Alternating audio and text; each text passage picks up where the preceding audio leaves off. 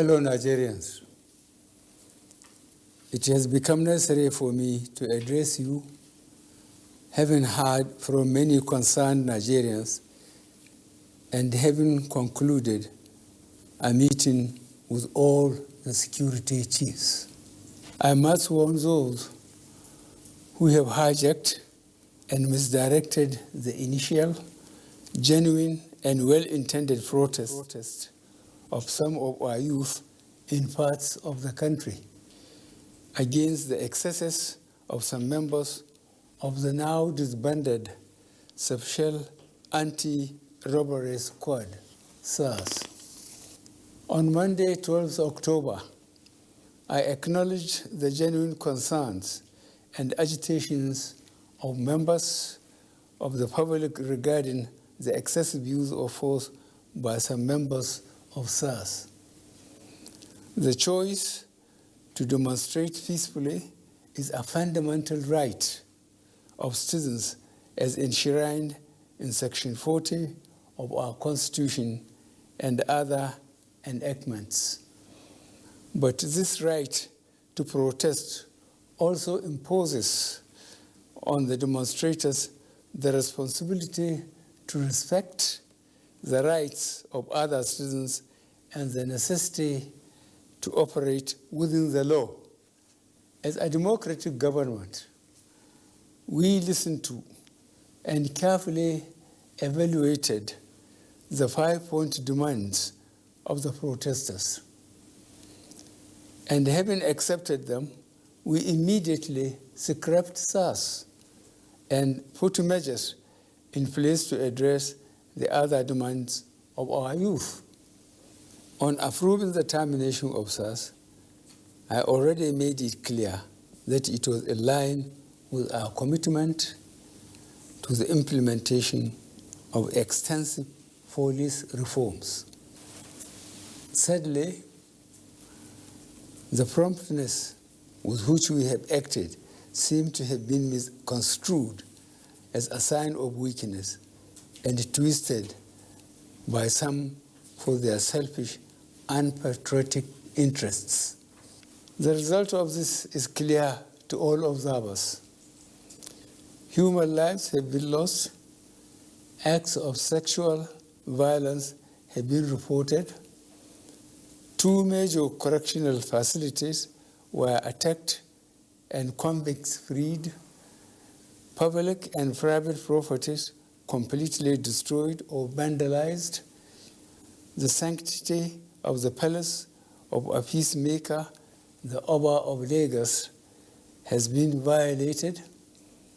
So-called protesters have invaded an international airport and in the process disrupted the travel plans of fellow Nigerians and our visitors. All this executed in the name of the EndSARS protests. I am indeed deeply pained that innocent lives have been lost. These tragedies are uncalled for and unnecessary. Certainly, there is no way whatsoever to connect these bad acts to legitimate expression of grievance of the youth of our country. The spreading of deliberate falsehood and misinformation through the social media in particular, that this government is oblivious to the pains and plight of the citizens is a ploy to mislead the unwary within and outside Nigeria into unfair judgment and disruptive behavior. On the contrary, both our deeds and words have shown how committed this administration has been to the well-being and welfare of citizens, even with the steadily dwindling revenues and the added responsibilities and restrictions due to the coronavirus pandemic. Government has put in place measures and initiatives principally targeted at youth, women, and the most vulnerable groups in our society. These included our broad plan to lift 100 million Nigerians out of poverty in the next 10 years.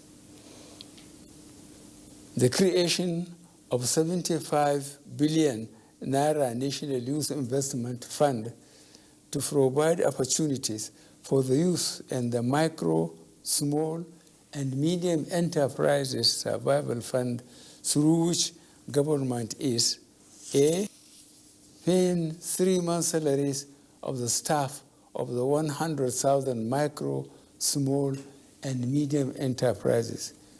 B, paying for the registration of 250,000 businesses at the Corporate Affairs Commission. C, giving a grant of 30,000 Naira to 100,000 artisans. And D, guaranteeing market for the products of traders. These are in addition to many other initiatives, such as A, farmer money, B, trader money, C, market money, D, N-Power, E, N-Tech, and F, N-Agro. No Nigerian government in the past has methodically and seriously approached poverty alleviation like we have done. With regards to the welfare of police personnel, the National Salaries, Income and Wages Commission has been directed to expedite action on the finalization of the new salary structure of the members of the police force. The emoluments of other paramilitary services are also being reviewed upwards. In order to underscore the importance of education in preparing youth for the future, this administration has come up with a new salary structure and other incentives for our teachers. Let me, at this point, reaffirm the federal government's commitment to preserving the unity of this country. We will continue to improve good governance and our democratic process, including through sustained engagement. We shall continue to ensure that liberty and freedom, as well as the fundamental rights of all citizens, are protected.